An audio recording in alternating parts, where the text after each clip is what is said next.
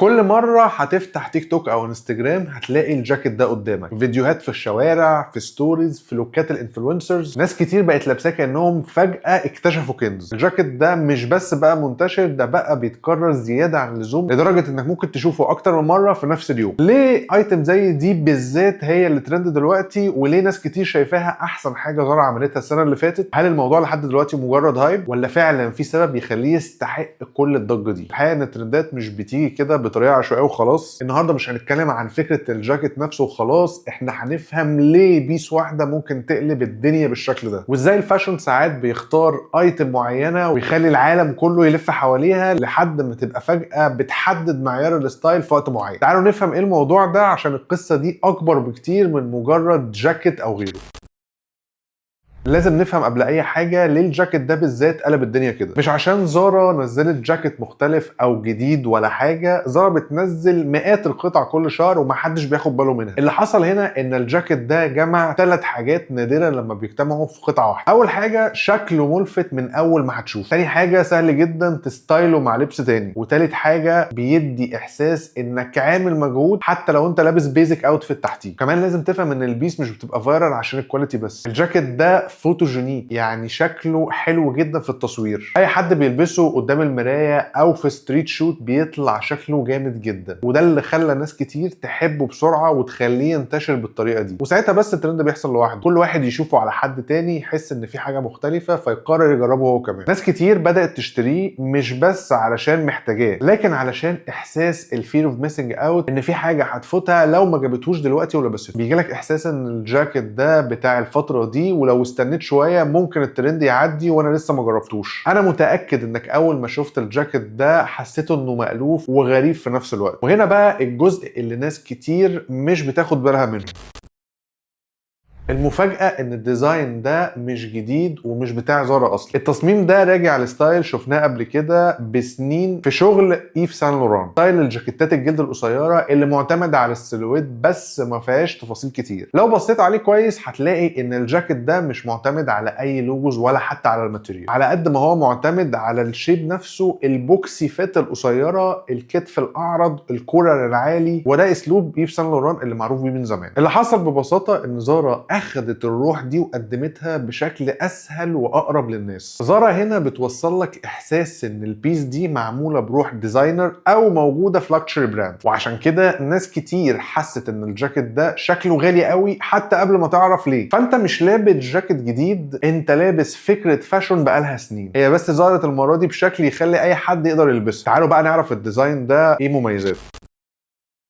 من اكتر الحاجات اللي حببت الناس في الجاكيت ده انه بيعمل ابجريد ويغير شكل اللوك تماما. ليه بقى؟ اول حاجه بتلاحظها ان الطول اقصر من الجاكيتات الجلد العاديه، وده طبعا بيغير بروبوشن الجسم بالكامل. طول الجاكيت بيحدد الجزء العلوي من جسمك وبيخليه ملفت اكتر، والعرض عند منطقه الكتف بيدي شاربنس لشكله عليك، وده سبب انك تحس ان الجاكيت ماسك نفسه كانه واقف لوحده مش واقع على الجسم او طري بزياده. الكولر كمان ليه دور كبير، عالي وشارب، فحتى وهو مقفول بيدي احساس ستراكشرد اكتر، كأن القطعه متصممه على جسم اللي لابسها. الالاستيسيتي كمان اللي تحت مش تفصيله عشوائيه، دي اللي بتعمل الشكل المقفول شويه على الجسم، وده بيخلي الجاكيت ياخد شكل شبه المثلث المقلوب، واسع من فوق واضيق من تحت، وده اللي بيدي احساس انه فاشن بيس. ده بالظبط اللي الناس حسيته ولاحظته بس ما عرفتش تشرحه. بس طبعا الديزاين لوحده مش كفايه. اول سؤال منطقي مع اي جاكيت جلد هو الماتيريال بتاعته حلوه ولا لا.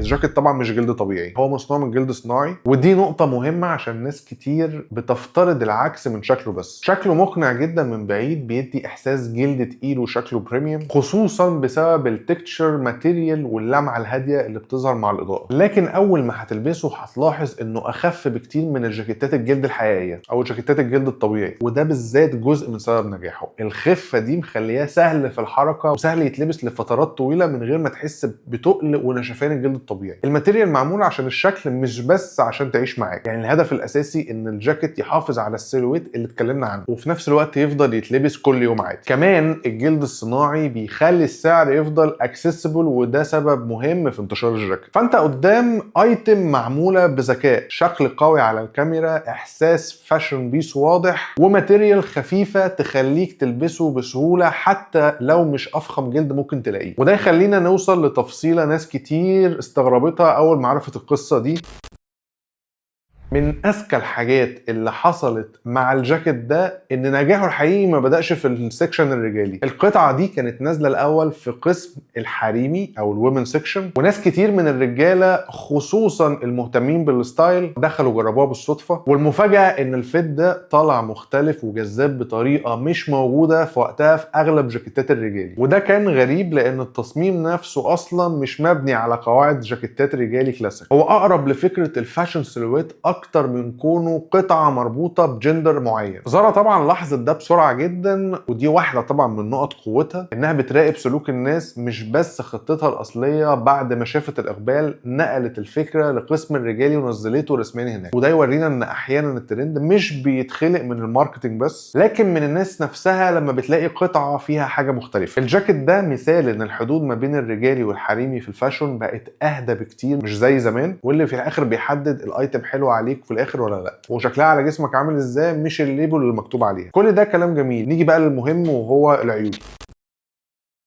اول حاجه واهم حاجه ان الجاكيت معمول من جلد صناعي زي ما قلنا، وده معناه انه ممكن يسخن اسرع خصوصا لو اتحركت كتير او الجو مش برد قوي او قاعد في مكان اندور فتره. الجلد الصناعي بطبيعته مش بيتنفس زي الجلد الطبيعي، فالاحساس بالحراره بيبقى اوضح بعد فتره من لبسه. كمان على المدى الطويل النوع ده من الخامات غالبا مش بيعيش، ومع الاستخدام الكتير ممكن تلاحظ علامات تكسير في الجلد خفيفه او ان الماتيريال يبدا شكلها يبوظ مع الوقت. عيوب الديزاين نفسه بقى ان الجاكيت معمول شارب جدا يخليه مش فليكسبل او مرن قوي مع كل الستايلز، وكمان شكله احسن بيظهر وهو مقفول. اول ما تسيبه مفتوح الاحساس الاستراكشر اللي بيميزه بيقل، وغالبا غالبا مش هتعرف تلبسه وهو مفتوح. في نقطه تانية مهمه، الفيت مش مناسب لكل الاجسام. طبعا ده بسبب الكتف العريض وان الجاكيت قصير. يعني انا واحد من الناس مثلا الجاكيت ما لقش عليا، وغير طبعا انه على ناس معينه ممكن يدي احساس بالكي شويه، ممكن ياثر شكل الجسم لو التنسيق اللي حواليه مش مظبوط. وفوق كل ده بقى الانتشار الكبير نفسه ليه جانب تاني، بمعنى صح الايتم بتبقى حواليك في كل حته، وانك لابس حاجه كل الناس لابساها ساعتها بتفقد معنى ان هي بتبقى مميزه اصلا، تبقى لابس حاجه كانها يونيفورم.